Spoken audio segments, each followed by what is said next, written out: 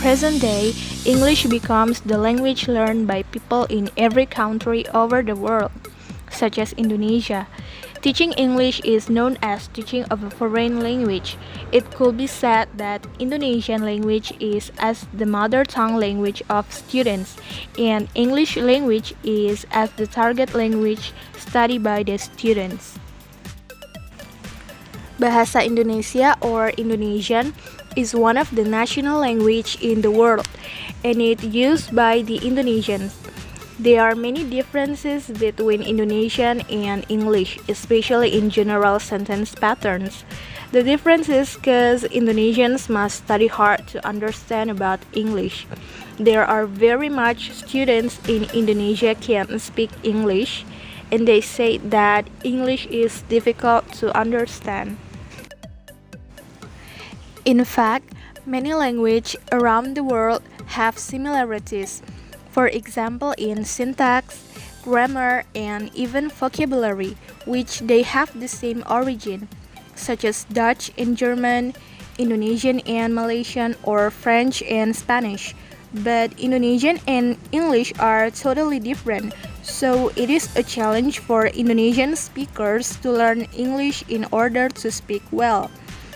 That is why it is important to learn the differences of both language because it might be helpful for Indonesian speakers to understand English language. I have summarized some of the main difference between Indonesian and English language. The first, there is pronoun, and then there is syntax, and then there is plural form, and then verb, and passive or active voice or passive or active sentence, and then there is time, and the last is spelling.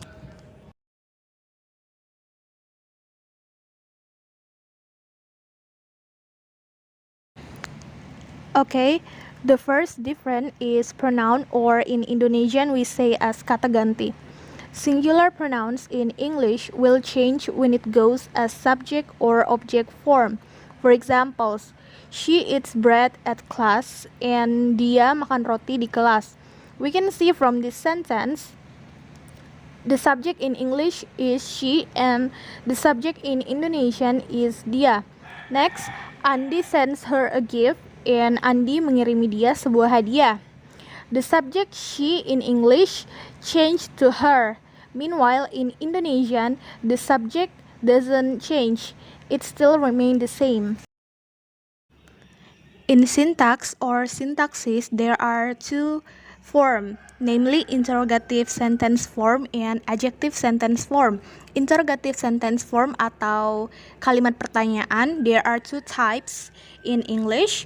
First is begins with 5W1H and followed by a verb and then the subject. And the second is begins with verb and then subject. The difference is in bahasa Indonesia, interrogative sentence atau kalimat pertanyaan begins with subject. For example, in English, what are you doing? It begins with 5W1H atau kata what.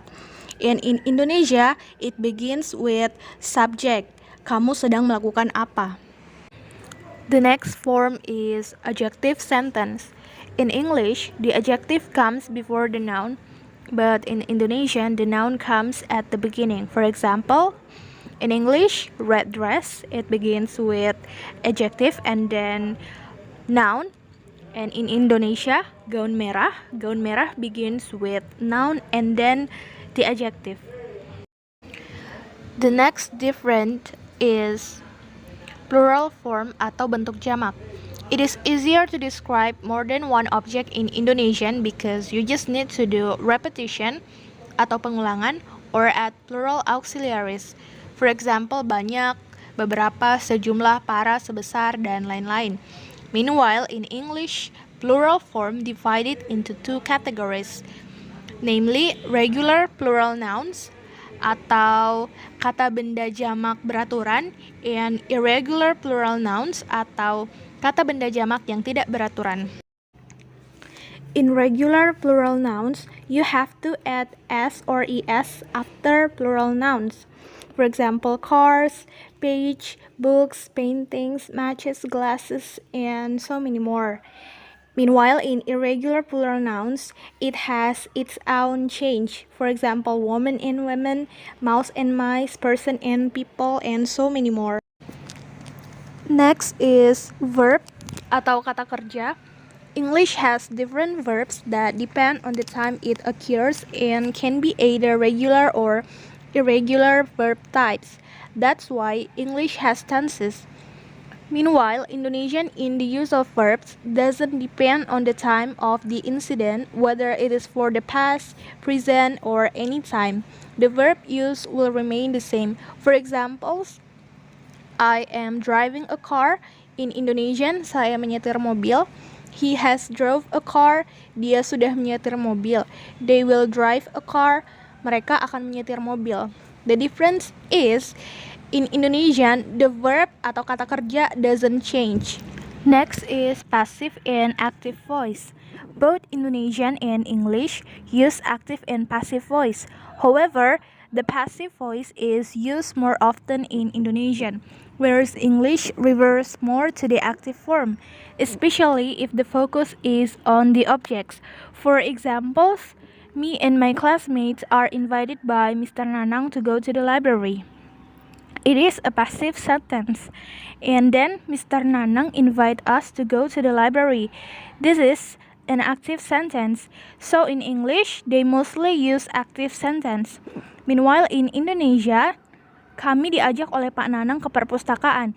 It is a passive sentence. And then Pak Nanang mengajak kami ke perpustakaan.